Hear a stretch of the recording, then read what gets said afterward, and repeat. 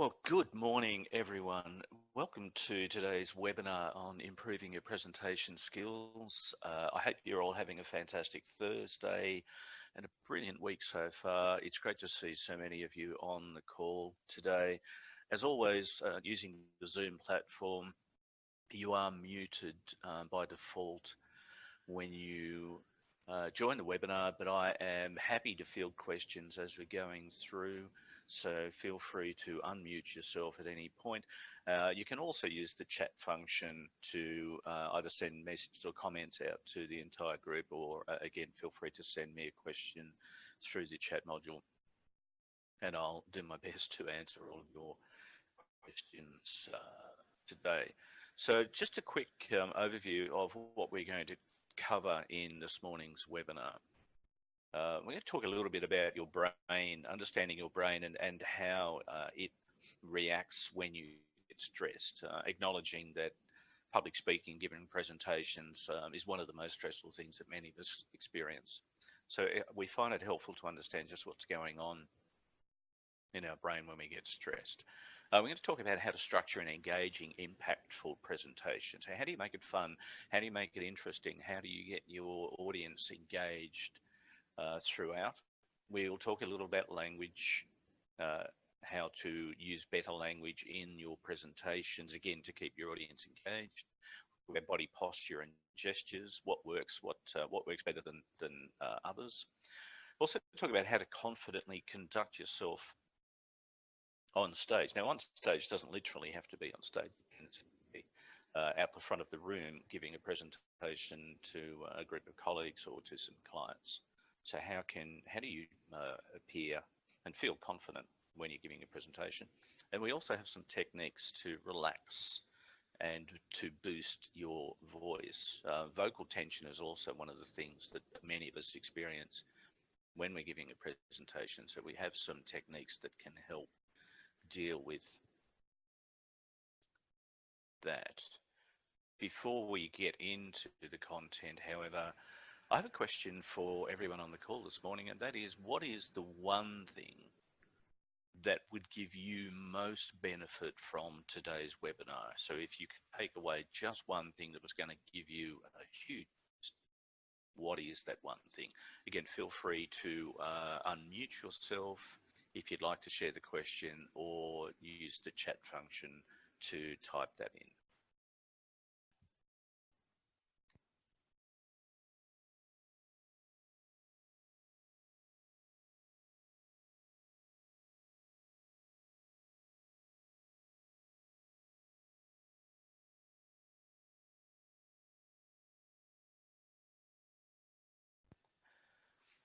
Some excellent questions from you. Thanks so much for sharing. So from Daniel, we have feeling confident about not forgetting what I need to say. Excellent, thank you. Caitlin, just being less nervous. We can definitely help with that. And from Shelley, how to appear more confident. Okay, thank you for sending that in, Shelley. And just one more quickly before we move on, from Tina. We have one coming in now. What do I do so that my audience doesn't lose interest or fall asleep? Probably one of the greatest fears, I think, for all of us, Tina. So thanks for sharing that. Absolutely can help with some suggestion. As always, this is a webinar. Yes, we're going to record it, but I would encourage you, if it's safe, obviously driving a motor vehicle is not a good time to be doing this, but if you can, I'd encourage you to take some notes as we're going through the webinar today. Anything that resonates for you, please feel free to write it down. Okay, I wanted to talk first about stress, and particularly how it affects our brain. And this is hugely important and relevant in the context of giving presentations. So the human brain evolves essentially in three different stages. The first stage is first part of the brain to form is the brain stem, which is sort of at the back. If you put one hand on the back of your neck at the base of your skull, that's approximately where your brain stem is. So the brain stem is fully formed on the day that you're born, 100% ready to go. Generally, it doesn't evolve any further than that, but it manages all of the automatic functions. So the reason that we don't have to go around reminding ourselves to breathe is that the brainstem looks after that. Also things like our body temperature, our metabolism, all taken care of so that we don't consciously have to worry about them. The second part of the brain that forms is the limbic system. Now, in the context of giving presentations, this part of the brain is hugely important because it's the part of the brain that manages the stress response, what we often call the fight, flight, or freeze. And the last part of the brain to form is the neocortex. It's also the largest part of the brain. And the front part of the neocortex is the part of the brain that we use the most when we're conscious, when we're thinking, and certainly when we're giving presentations. It's the front part of our brain that we use to recall information from memory, to make decisions, to take information in. So if you think about standing in the front of the room, you're looking around the audience, you are taking in cues from them as to whether they're engaged, whether they're not. You're trying to remember the presentation, what you want to say. You may be looking at slides, making decisions. All of that's happening in the front part of your neocortex. So what we understand about the stress response is that one of the things that happens when we get stressed is the brain diverts blood flow. So it starts shutting down blood flow to the front part of our brain and sends it to other parts of the brain, back to the limbic system. And then it also diverts blood flow in our bodies out to our extremities. And this is literally the fight or flight response. Now, one of the challenges for us in giving a presentation is that when the stress response happens, it seriously inhibits our ability to recall or retrieve memory. So all of a sudden we forget things. And it's not like they're not in our brain anymore. If you think of all of the information that you have in your brain for a presentation, it's sitting in a filing cabinet. And when you get stressed, it's literally the filing cabinet gets locked and we can't find the key. All of the information's still in there. I know it's there, I just can't get at it. So being aware of when you start to feel tense or anxious or stressed is hugely important, because when we learn to regulate our stress response, it helps with everything else that we're going to do in a presentation. So we can remember things that we need to remember. We can pay more attention and we can pick up on signals and cues from our audience. We engage better with them. One of the other things that stress often does, because it changes our breathing. So generally when we're calm and relaxed, we breathe relatively slowly, deeply from our diaphragm, from our belly. But when we get stressed, our breathing changes, partly because of the hormone change, because we get an influx of cortisol and adrenaline. So our breathing tends to become more shallow, more rapid, and we breathe more from our chest. Now, this also affects our voice when we're giving a presentation. So being aware of, again, the fact that you're starting to feel a little anxious and being able to deal with that is hugely important. So one of the easiest and quickest ways to deal with the stress response is to simply breathe. Again, being mindful that when I start to feel stressed, my breathing changes, it's shallow, it's from my chest, it's more rapid. So simply closing my eyes, and you can do this in the last couple of minutes before you give a presentation. If you are outside the room or if you're at the back of the room waiting to be announced, you simply close, and if closing your eyes feels uncomfortable, that's okay. Then simply spend 60 seconds taking some deliberate, slow, deep breaths. One technique is to inhale to a count of 5. So inhale 2, 3, 4, 5. Hold that breath for a count of 5. 2, 3, 4, 5. And then exhale fully for a count of 5. 2, 3, 4, 5. Now, if you do that 3 or 4 times, that's going to take approximately a minute. And it has a massive positive effect on the stress response. So it will slow the stress response really quickly. If you find yourself starting to get a little anxious during your presentation, just be aware of that. And remember the breathing technique. It's the quickest, simplest one to do, and you can do it anywhere, anytime. Breathe deeply, breathe slowly, a couple of slow, deep breaths can absolutely help with the stress response. Again, I just want to remind everybody, if you have any questions about what we're covering, please feel free to either unmute yourself and ask the question, or feel free to send something through in the chat box. Now, the second thing I wanted to talk about this morning was structure. And some tips for creating good structure around your presentation so it flows, so it makes sense for your audience, so that they understand it more easily, and also you feel more confident knowing that you have some good structure around your presentation. Now, this is one technique that Danette and I both use in developing the framework or the structure for the presentations or speeches that we're going to give. And that's literally just get a pad of Post-it notes and start to flesh out the framework, if you like, the bones for your presentation. So at the top, always start with purpose. Why are you giving the presentation? What's your objective? What's the outcome that you want to achieve through giving the presentation? So purpose is hugely important. And if you're unclear about your purpose, then I would encourage you to spend more time on that and get clear before you do too much more in terms of fleshing out your presentation. You should be able to get your purpose back to a single sentence, just a single sentence statement for your presentation. Another acronym that we use a lot is the WIFM. I actually like to think about, so WIFM stands for what's in it for me, but another way of thinking this is to use the WIFT, which is W-I-I-F-T, and that's what's in it for them, and them being the audience. Why should they care? What's in it for them? What are they going to get away, to take away? What will they get from the presentation? The audience question also comes back in the context of who's in the room. What do I know about my audience that can help me give a better presentation, that can help me engage with them better? So it might be thinking about what do they already know about the topic or the subject matter that I'm going to present on?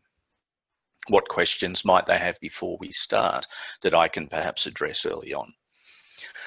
Another part of the structure is thinking about visuals. So what tools am I going to use to aid my presentation, if any? Can you give a presentation with no visuals? Absolutely.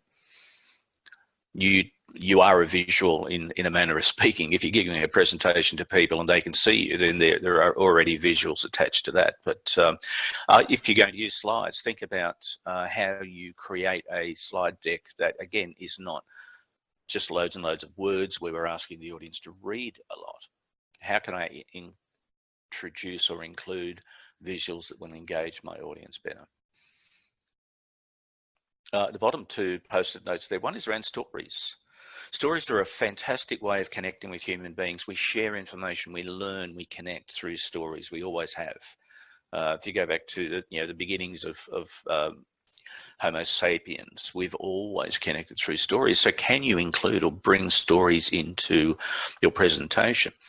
And again, just make sure that they're relevant, that they're appropriate for your audience. But they can also be a great way of sharing information or explaining concepts. And the other Post-it note there is about stats or statistics. If you have to include numbers or statistics in your presentation, that's okay. Be mindful of not overloading them. And again, if you have a lot of information, particularly numerical information, so numbers and stats, percentages that you need to share with your audience, can you perhaps give them a handout as well, so that you don't necessarily go through all of the statistics, and that you don't have a lot of numbers on slides? Numbers are great for some people. So people who come from an accounting or a financial background are often quite comfortable with numbers, but if you have a lot of non-financial people in your audience, they may disengage. So if you need to use stats, by all means use them, but perhaps consider giving your audience a handout as well.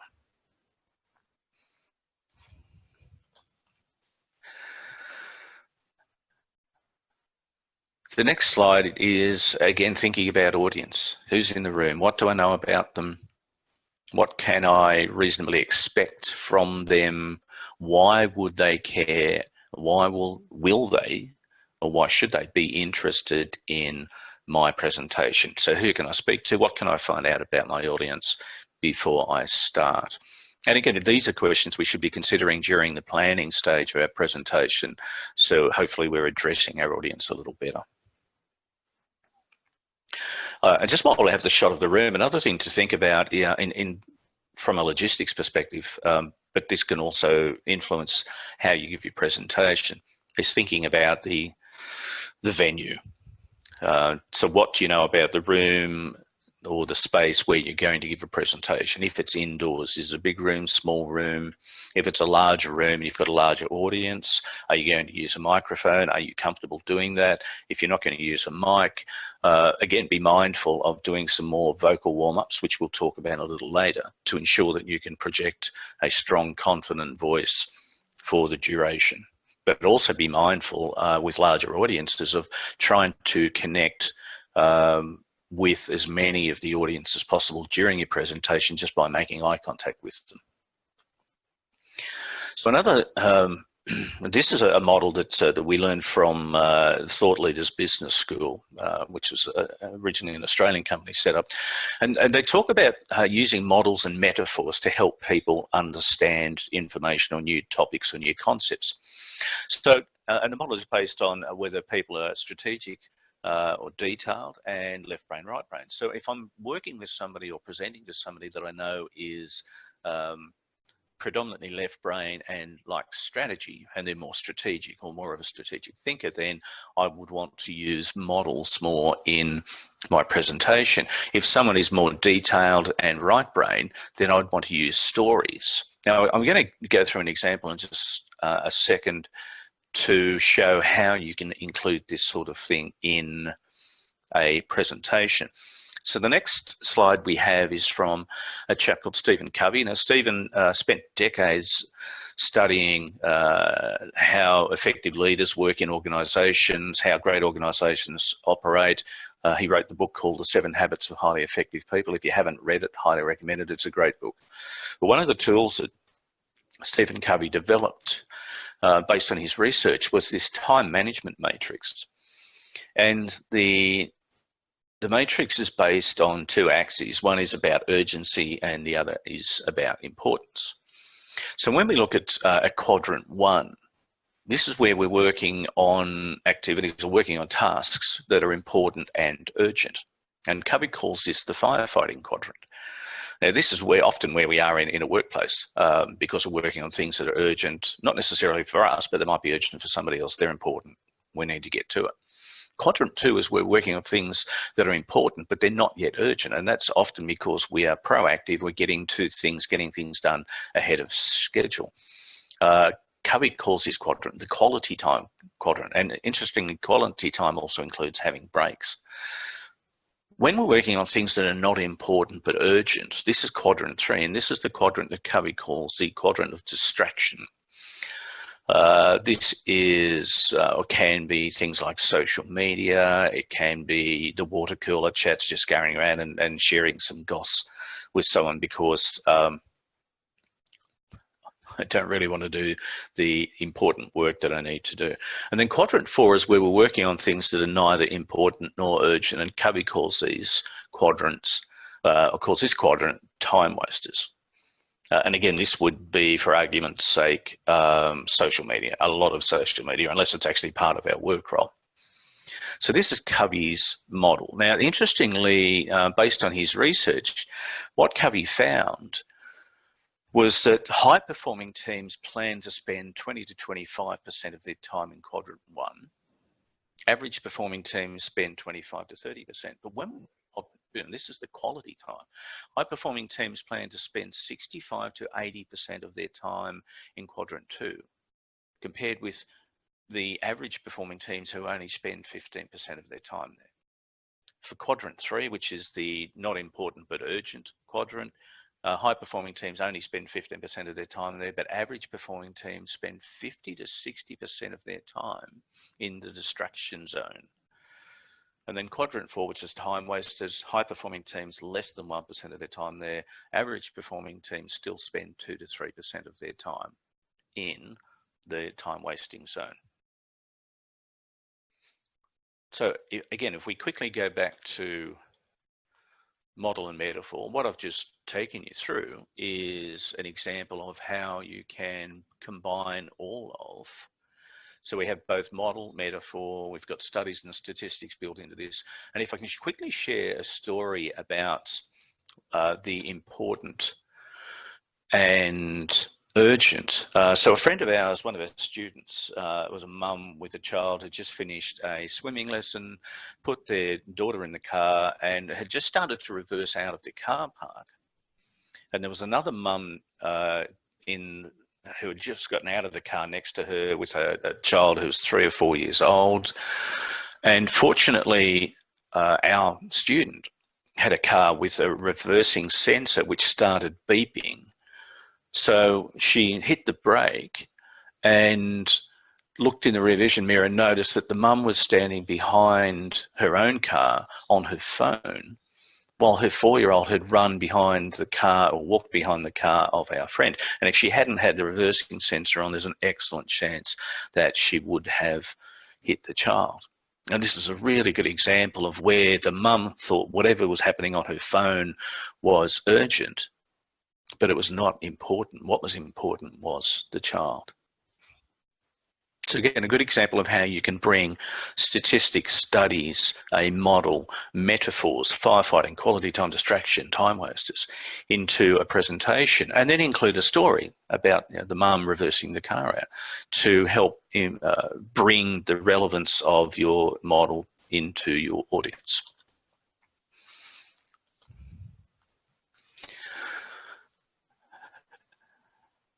I like this slide. Always be prepared. So one of the things that you can generally expect to experience in your presentation is questions from someone in your audience. It's a great idea to be as prepared as you can be for the questions that are coming up. And we will talk about handling questions shortly. But one of the other things that you can do with questions, other than the fact of being prepared to receive questions from your audience, is also to ask your audience. So questions can also be a brilliant way of including or engaging your audience in your presentation. So it's not literally all about you. Questions can also be a really great way of gauging the level of interest or the level of understanding or knowledge that audience members may have about the subject matter. Again, be mindful of phrasing or framing your questions in a way that is not going to embarrass anyone in the audience. But again, that could be a very, very useful tool for getting engagement with your audience. One of the other things I like to do when giving a presentation that someone asks a question is just to thank them. First up, that's a great question, thank you. Or thank you, thanks for asking the question, thanks for the question, it's a really good question. And another thing to be mindful of is if you don't know the answer, just admit it, it's okay.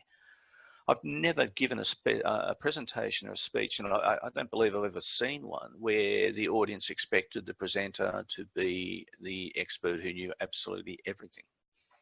So yes, it's important to do your homework and be prepared, but it's also okay to not know the answer to a question. So if you don't know the answer, so great question, thanks for that. I don't know the answer, but I will find out and I will get back to you. Is that okay?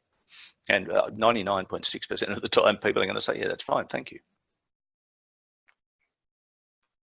So then now is probably a great time. Let me go back a slide to go back out to you, the audience on the call today, and just ask if anyone has any questions so far on what we've covered.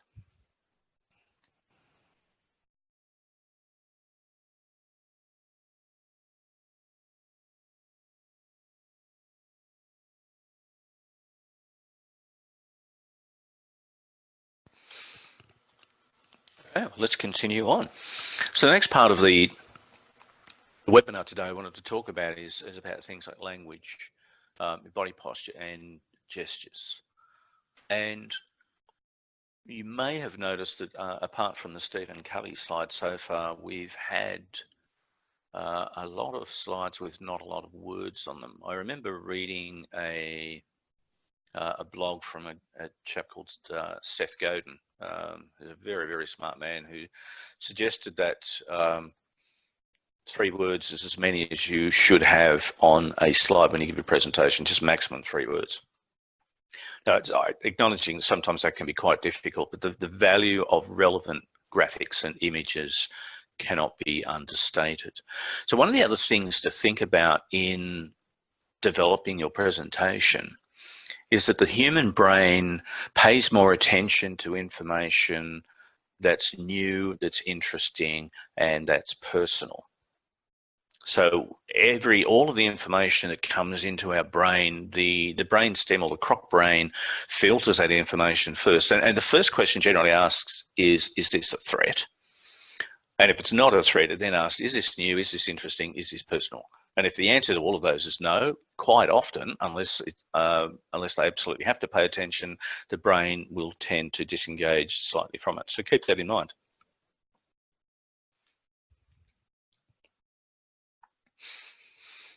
I love this as a slide. It's very interesting. One of the things that images like this can do in your presentation is re-engage the audience, because the first thing the audience is going to think is, wow, that's interesting. It's a really vivid graphic. It may not immediately be relevant to your presentation, but it is absolutely new and it is interesting. And it is one way, again, of keeping your audience engaged. So think about graphics that you can use to bring into your presentation that are relevant, so you don't have lots of words on the screen. New, interesting, personal. You can make a presentation personal where appropriate by using the word you. So you're addressing your audience. It's about them. So again, think about your language. One of the other things to think about is your body posture. Now, this is an image of a lady called Amy Cuddy with Wonder Woman in the background. Amy Cuddy's a psychologist who did a TED talk about 6 or 7 years ago now. I'm not sure exactly what. It's the second most popular TED talk of all time. And one of the things that came out of the TED talk was this idea of power poses, or the Wonder Woman pose, which is the one that she's demonstrating there. So Amy Cuddy's research showed that you can change how you appear and how you feel by changing the way you hold yourself physically. So if you adopt what she calls a high power pose, which is the Wonder Woman pose, or the victory pose, where we have our arms outstretched above our heads in a V shape. Athletes often use the victory pose when they win competitions. So adopting a high power pose where we try and take up more space with our body changes our body chemistry. It increases testosterone, reduces cortisol. It makes us feel more confident and more competent, and it makes us appear more confident and competent to other people.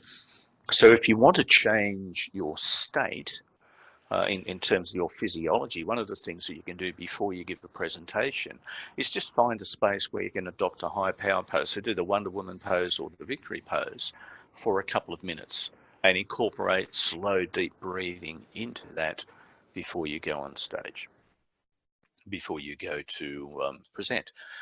A couple of other images. So the image on the left, the lady with the orange top, this is an example of what we call a low power pose. So low power pose is where we try and shrink ourselves or make ourselves smaller. And one hand on the neck is often a sign of anxiety or stress, and again, changes our physiology, if you like, so that we feel less confident and less competent.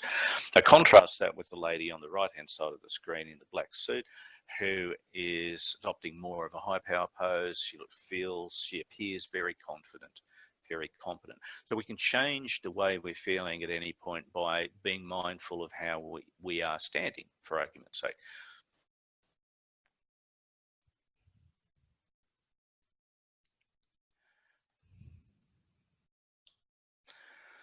One of the other things to be mindful of in terms of gestures, there was a book called Winning Body Language published a few years ago, and the author had done a lot of studies, a lot of research into how do we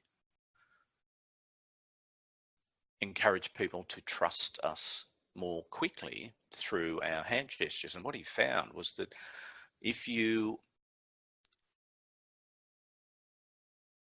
work on keeping your hands most of the time together, so hold your hands together, and generally hold them just in front of your belly button, which is approximately where your core is. Now, if you watch television, journalists, news presenters, etc., particularly when they're out in the field or they're out on location and reporting, a lot of them have been taught this. So they'll start with their hands together unless they're holding a microphone. And then they will just open their hands outwards when they gesture. So it's literally, I'm using my hands to cover my belly button, and then I'm exposing my belly button or my core. Now, subconsciously, this is a signal to other people that you can trust me. It can be very powerful. Be mindful of speaking too much with your hands. If you find that you are naturally somebody who likes to use their hands a lot when they're talking, one of the things that can happen when we get a little nervous is, firstly, we start speaking faster. Secondly, our hand movements become more wild, if that's a term that I could use. So be mindful of raising your hands above shoulder height, and only do that when you need to emphasize a particular point. So if you're talking about something increasing, or you're talking about a scale of something from high to low, perfectly okay then to raise your hand higher to indicate high level, drop your hands down to indicate low level. But otherwise, as much as possible, open hand gestures starting from in front of your belly button outwards.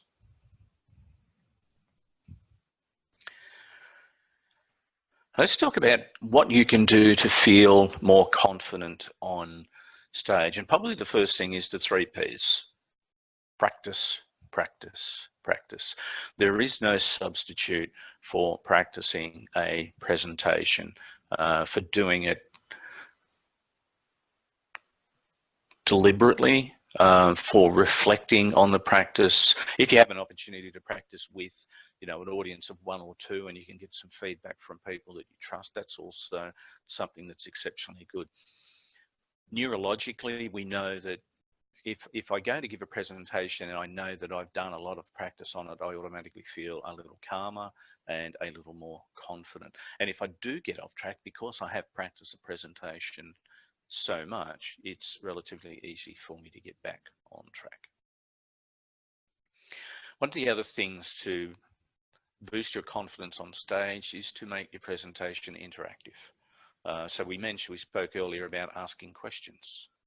So think about how you can bring your audience into your presentation.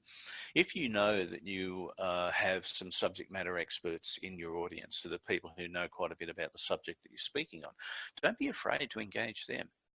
Your job is not to be the expert who knows absolutely everything. Generally that's not the purpose behind a presentation.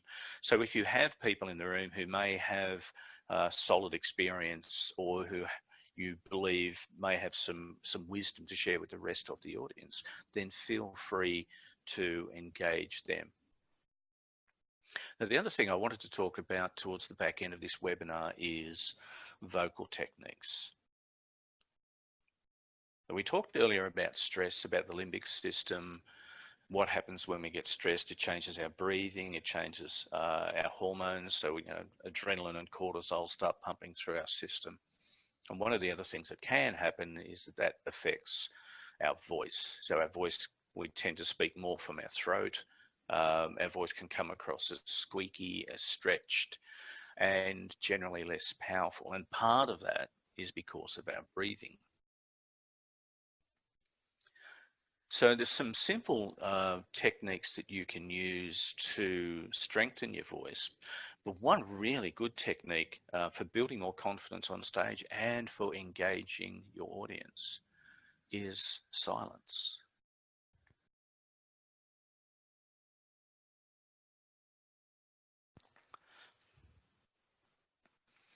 Often if we pause for a second or two during a presentation, we get really nervous about the silence, so we fill it with words like and one of the first presentations that I ever gave, my fill word wasn't because we'd been told not to use And I was nervous, so instead of using I used the word wonderful. Interesting filler word.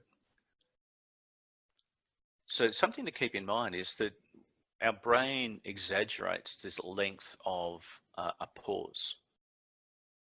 So we could pause for a second, and it's only a second for the audience, but sometimes our brain's telling us that, oh, that's a really long pause. People will think that you've forgotten what you need to say. So we'll want to fill that pause, again, by using words like and and like. And so don't be afraid during your presentation to stop talking completely.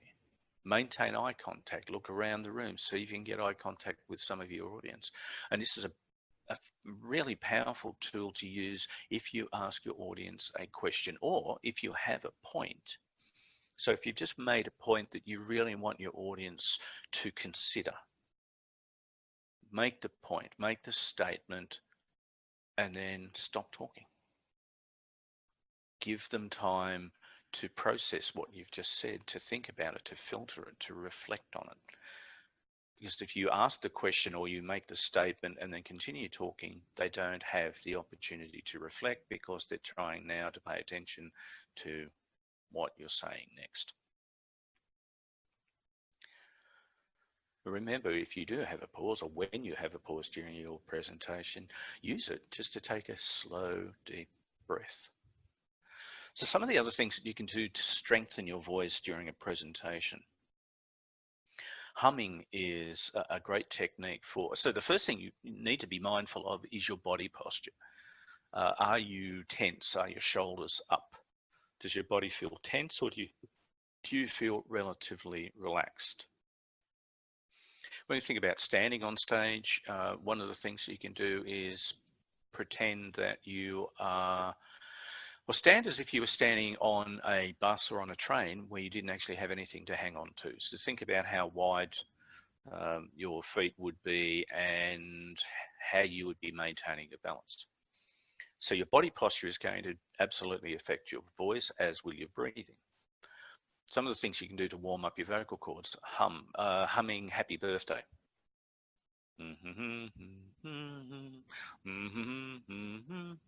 So doing that, obviously to yourself before you start your presentation, is a really good technique.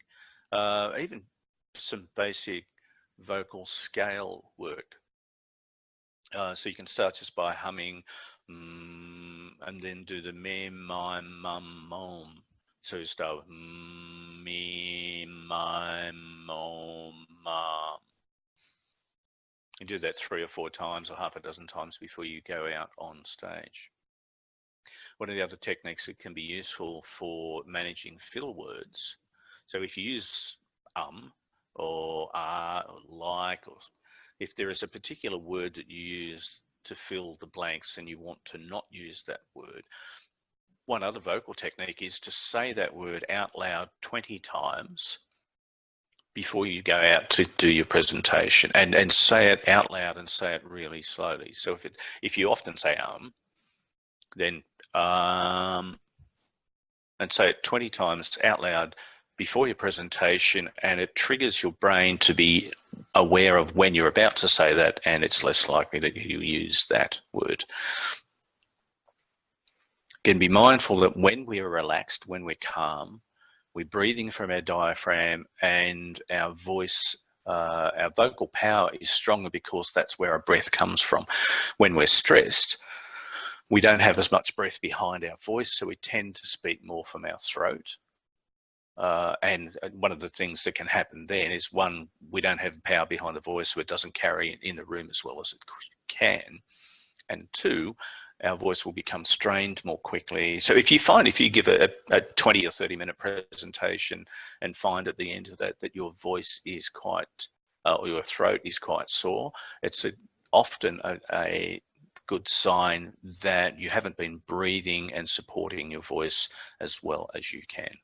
So try the humming Happy Birthday. Another thing that you can practice is projecting your voice. Stand on one side of a room. It's even better to do this in the room that you know you're going to use for your presentation. Stand at the very front of the room. and just lean up, well, stand near the wall, and then practice projecting your voice to the other side of the room and use the word hello. But instead of just saying hello, and you can adopt a fake British accent, it always sounds better. Think about literally projecting your voice and picture your voice hitting the far wall in the room. Hello, and stretch the hello out. Remember, you're breathing, hello, and then project it out to the other side of the room. That was the slide I was looking for. So I'm mindful that we're just about out of time. I do want to pause just for a second now to take questions to see if anyone has any other questions. If there was some other tip that you were hoping to pick up from today's webinar, again, feel free to unmute yourself and ask the question, or use the chat box to send the question in. So I'll pause now for a minute or so to take questions from anyone.